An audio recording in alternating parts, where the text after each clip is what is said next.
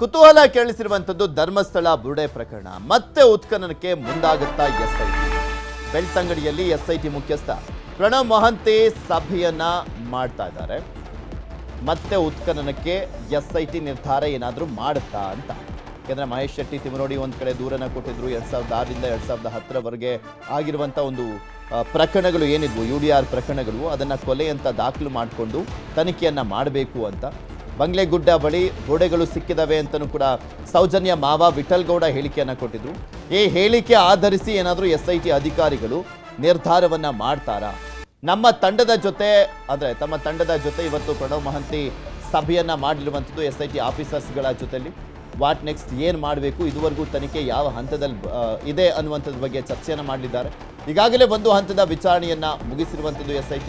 ಮುಂದಿನ ತನಿಖೆಯ ರೂಪುರೇಷೆ ಬಗ್ಗೆ ಅಧಿಕಾರಿಗಳೊಂದಿಗೆ ಚರ್ಚೆಯನ್ನು ಮಾಡಲಾಗುತ್ತೆ. ಕುತೂಹಲಕ್ಕೆ ಎಡೆ ಮಾಡಿಕೊಟ್ಟಿರುವಂಥದ್ದು ಧರ್ಮಸ್ಥಳ ಬುರುಡೆ ಪ್ರಕರಣ. ಅದರಲ್ಲೂ ಸ್ಪೆಷಲಿ ಇವತ್ತು ಪ್ರಣವ್ ಮಹಂತಿಯವರ ಸಭೆ. ಇದ್ರ ಬಗ್ಗೆ ಇನ್ನಷ್ಟು ಮಾಹಿತಿಯನ್ನು ಪಡ್ಕೊಳ್ತಾ ಹೋಗೋಣ. ನಮ್ಮ ಪ್ರತಿನಿಧಿ ಕಿಶನ್ ನಮ್ಮ ಜೊತೆ ನೇರ ಸಂಪರ್ಕದಲ್ಲಿ ಜಾಯ್ನ್ ಆಗಿದ್ದಾರೆ. ಕಿಶನ್, ಇವತ್ತು ಸಂಡೇ ಆಗಿದ್ರು ಕೂಡ ಸಭೆಯನ್ನು ಮಾಡಲಾಗ್ತದೆ. ಪ್ರಣವ್ ಮಹಂತಿಯವರು ಬಂದಿದ್ದಾರೆ ಅಲ್ಲಿಗೆ. ಎಷ್ಟೊತ್ತಿಗೆ ಸಭೆಯನ್ನು ಮಾಡಲಾಗುತ್ತೆ? ಪ್ರಮುಖವಾಗಿ ಏನೇನೆಲ್ಲ ವಿಚಾರಗಳು ಚರ್ಚೆ ಆಗ್ಬೋದು ಅಂತ?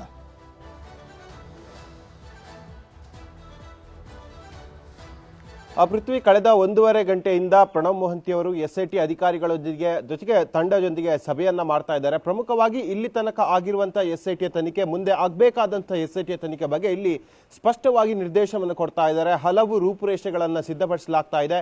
ಯಾಕಂದ್ರೆ ಈಗಾಗಲೇ ಒಂದು ಹಂತದ ತನಿಖಾ ಪ್ರಕ್ರಿಯೆ ಮುಗಿದು ಹೋಗಿದೆ.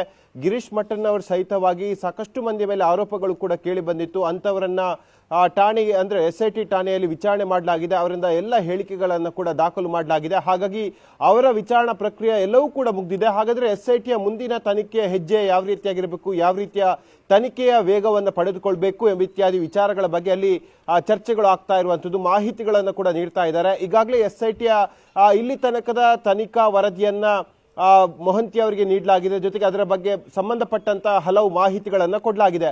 ಆದರೆ ಇಲ್ಲಿ ಪ್ರಮುಖವಾಗಿ ಆಗ್ತಾ ಇರುವಂಥದ್ದು ನಾಳೆಯಿಂದ SITಯ ಕಾರ್ಯವೈಖರಿ ಹೇಗಿರುತ್ತೆ ಅಂತ ಹೇಳಿ. ಯಾಕಂದ್ರೆ ವಿಠಲ್ ಗೌಡ್ರು ಹೇಳೋ ಪ್ರಕಾರವಾಗಿ 2 ಬಾರಿ ಬಂಗ್ಲಗುಡ್ಡ ಕಾಡಿಗೆ ಹೋದಂತ ಸಂದರ್ಭದಲ್ಲಿ ಕೂಡ ಅಲ್ಲಿ ಮಾನವನ ಬುರುಡೆಗಳು ಸಿಕ್ಕಿತ್ತು. ಸಾಕಷ್ಟು ಪ್ರಮಾಣದಲ್ಲಿ ಅಲ್ಲಿ ಅವಶೇಷಗಳು ಕೂಡ ಇದೆ. ಭೂಮಿಯ ಅಡಿಭಾಗದಲ್ಲಿ ಕೂಡ ಇದೆ, ಭೂಮಿಯ ಮೇಲ್ಭಾಗದಲ್ಲಿ ಅಲ್ಲಲ್ಲಿ ಚದುರಿಕೊಂಡಂತಹ ಸ್ಥಿತಿಯಲ್ಲಿ ಕೂಡ ಅವಶೇಷಗಳು ಪತ್ತೆಯಾಗಿದೆ ಅಂತ ಹೇಳಿ ವಿಠಲ್ ಗೌಡ್ರು ಸ್ಫೋಟಕ ಹೇಳಿಕೆ ಕೊಟ್ಟಿದ್ದಾರೆ. ಹಾಗಾಗಿ ಅಲ್ಲಿ ಉತ್ಖನನ ಮಾಡುವಂಥದ್ದು ಅಥವಾ ಅಲ್ಲಿ ಬುರುಡೆಗಳ ಅವಶೇಷಗಳನ್ನು ಹುಡುಕುವಂತ ಕೆಲಸವನ್ನ SIT ನಾಳೆಯಿಂದ ಮಾಡುತ್ತೆ ಅಂತ ಹೇಳಲಾಗ್ತಾ ಇದೆ. ಇದರ ಜೊತೆಗೆ ಪೂರಕವಾಗಿ ಹಲವು ಸಾಕ್ಷ್ಯಗಳನ್ನ, ಹಲವು ದಾಖಲೆಗಳನ್ನ SIT ಸಂಗ್ರಹ ಮಾಡ್ತಾ ಇದೆ. ಈ ನಿಟ್ಟಿನಲ್ಲಿ SITಯ ನಾಳೆಯ ತನಿಖೆ ಅದು ಯಾವ ರೀತಿಯಾಗಿರುತ್ತೆ ಅನ್ನೋದು ಬಹಳ ಕುತೂಹಲವನ್ನ ಕೇಳಿಸಿರುವಂಥದ್ದು. ಸದ್ಯಕ್ಕೆ ಸಿಕ್ಕಿರುವಂತಹ ಮಾಹಿತಿ ಪ್ರಕಾರವಾಗಿ ಮತ್ತೆ ಬಂಗ್ಲಗುಡ್ಡ ಕಾಡಿನಲ್ಲಿ ಸತ್ಯ ಶೋಧನೆಯನ್ನು SIT ಮಾಡುತ್ತೆ ಅಂತ ಹೇಳಲಾಗ್ತಾ ಇದೆ. ಇನ್ ಕೇಸ್ SITಯಲ್ಲಿ ಸತ್ಯ ಶೋಧನೆ ಮಾಡಿದಂಥ ಸಂದರ್ಭದಲ್ಲಿ ಮತ್ತಷ್ಟು ಕಳೆಬರಗಳು ಸಿಕ್ಕರೆ ಈ ತನಿಖೆಯ ದಿಕ್ಕು ಅದು ಹೊಸ ದಿಕ್ಕನ್ನು ಪಡೆಯುತ್ತೆ. ಇಷ್ಟೆಲ್ಲ ಚರ್ಚೆಗಳು ಮತ್ತೆ ಹೊಸ ಚರ್ಚೆಗಳಾಗಿ ನಿರ್ಮಾಣ ಆಗುತ್ತೆ ಅನ್ನುವ ಹೇಳಿಕೆಗಳನ್ನು ಕೂಡ ಹೇಳಲಾಗ್ತಾ ಇದೆ. ಇದ್ರ ಜೊತೆಗೆ ನಾಳೆ ಮತ್ತು ನಾಡಿದ್ದು 2 ದಿನ ಇಡೀ ಒಟ್ಟು SITಯ ತನಿಖೆಗೆ ಬಹಳ ಕ್ರೂಷಿಯಲ್ ಆದಂತಹ ದಿನಗಳು, ಬಹಳ ಅತ್ಯಮೂಲ್ಯ ನಿರ್ಧಾರವನ್ನ, ಬಹಳ ಮಹತ್ವದ ನಿರ್ಧಾರವನ್ನ ಕೈಗೊಳ್ಳುವಂತಹ ದಿನಗಳು ಅಂತೇಳಿ ಇವತ್ತಿನ ಚರ್ಚೆಯ ವಿಚಾರವನ್ನ ಬಣ್ಣಿಸಲಾಗ್ತಾ ಇದೆ. ಪೃಥ್ವಿ, ಈಗ ವಿಠಲ್ ಗೌಡ ಸ್ಟೇಟ್ಮೆಂಟ್ ಆಧಾರದಲ್ಲಿ ಏನಾದರೂ ಉತ್ಖನನ ಮಾಡಬೇಕು ಅಂದ್ರೆ ಅಟ್ಲೀಸ್ಟ್ ಅದಕ್ಕಾದ್ರೂ ಒಂದು ದೂರನ್ನ ದಾಖಲು ಮಾಡ್ಕೊಳ್ಬೇಕಲ್ವಾ? ಇನ್ನೊಂದ್ ಕಡೆ ತಿಮರೋಡಿ ದೂರನ್ನ ಕೊಟ್ಟಿದ್ರಲ್ಲ, ಅದನ್ನ ಎಷ್ಟು ಮಟ್ಟಿಗೆ ಪರಿಗಣಿಸಲಾಗಿದೆ ಅಂತ?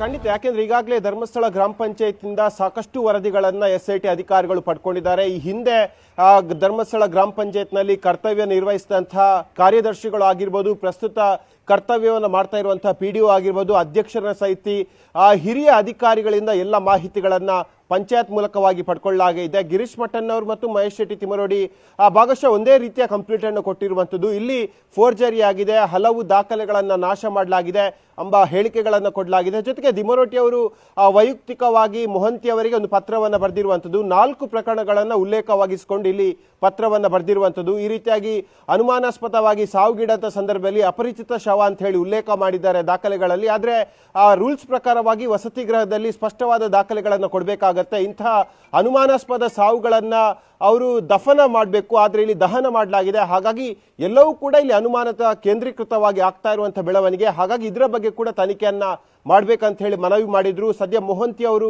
ತನ್ನ ಕೆಳಸ್ತರದ ಅಧಿಕಾರಿಗಳಿಗೆ ಈ ಬಗ್ಗೆ ಕೂಡ ಮಾಹಿತಿಯನ್ನು ಕೊಡ್ತಾ ಇದ್ದಾರೆ. ಆ ಪಂಚಾಯತ್ ಅಲ್ಲಿ ಆಗಿರುವಂತಹ ಅಕ್ರಮಗಳಾಗಿರ್ಬೋದು, ತಿವರೋಡಿ ಮತ್ತು ಮಟ್ಟನ್ನ ಕೊಟ್ಟಿರುವಂತಹ ದೂರುಗಳಾಗಿರ್ಬೋದು, ಇತರರು ಕೊಟ್ಟಿರುವಂತಹ ದೂರುಗಳನ್ನು ಆಧರಿಸಿ ಒಟ್ಟು ತನಿಖೆಯನ್ನ ಮಾಡಬೇಕೆಂಬ ಮನವಿಯನ್ನ ಕೂಡ ಇಲ್ಲಿ ಮಾಡಲಾಗಿರುವಂತದ್ದು. ಈ ಬಗ್ಗೆ ಕೂಡ ಸೂಚನೆಯನ್ನ ಮೊಹಂತಿ ಅವರು ಅವರ ಕೆಳಸ್ತರದ ಅಧಿಕಾರಿಗಳಿಗೆ ಕೊಡ್ತಾ ಇದ್ದಾರೆ. ಮಾಹಿತಿ ಸದ್ಯಕ್ಕೆ ಲಭ್ಯ ಆಗ್ತಾ ಇರುವಂತದ್ದು. ಪೃಥ್ವಿರಾಜ್, ಧನ್ಯವಾದ ಕಿಶನ್ ನಿಮ್ಮೆಲ್ಲ ಮಾಹಿತಿಗಾಗಿ.